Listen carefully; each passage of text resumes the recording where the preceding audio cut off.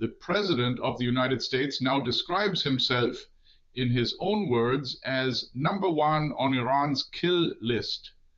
And one of his closest allies is quietly feeding him the intelligence to prove it.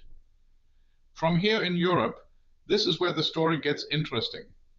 Because when a government under pressure suddenly discovers that its most powerful patron is personally in mortal danger, one learns to ask a very old question. Who profits from the fear? Americans tend to hear assassination plot and reach for outrage. We reach for the ledger. Here is what we know.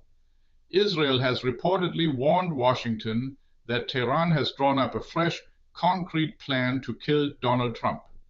The reporting says such warnings arrive often, but this one is described as new and specific. And then, buried in the same reporting, a second American official offers the line that American headlines mostly skipped. The warning could also be an attempt to influence Trump's decisions in the Iran war. That is a remarkable sentence to slide past. It means someone inside Trump's own government suspects the alarm may be, at least in part, a nudge. Consider the timing. Benjamin Netanyahu has been pushing for a far harder line against Tehran, and he and Trump have clashed over exactly that. The two men spoke by telephone on Thursday about the war. Nothing focuses a leader's mind on a tough decision quite like being told his own life is the price of hesitation. And the fear is not theater. Trump recently declined to use the new Air Force One flying home from the NATO summit in Ankara, feeding open speculation about security risks. This is a president who genuinely believes the target on his back is real.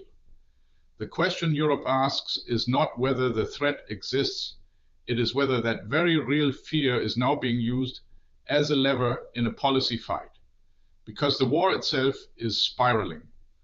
The United States and Israel triggered it with joint airstrikes on the 28th of February. It spread to Hezbollah in Lebanon, to American bases across the Gulf.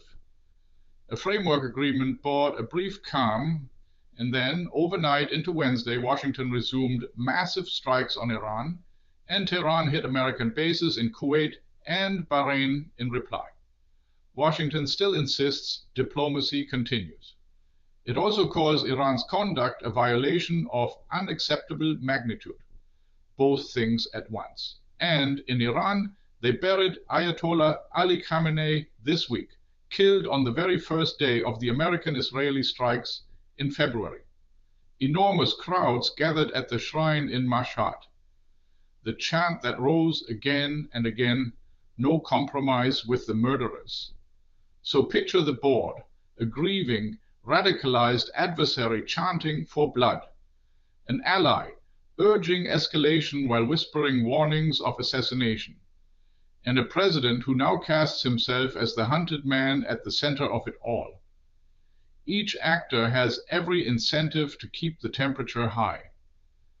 From Berlin, the uncomfortable thought is simply this: the more afraid the most powerful man on earth becomes, the fewer people around him have any reason to calm him down.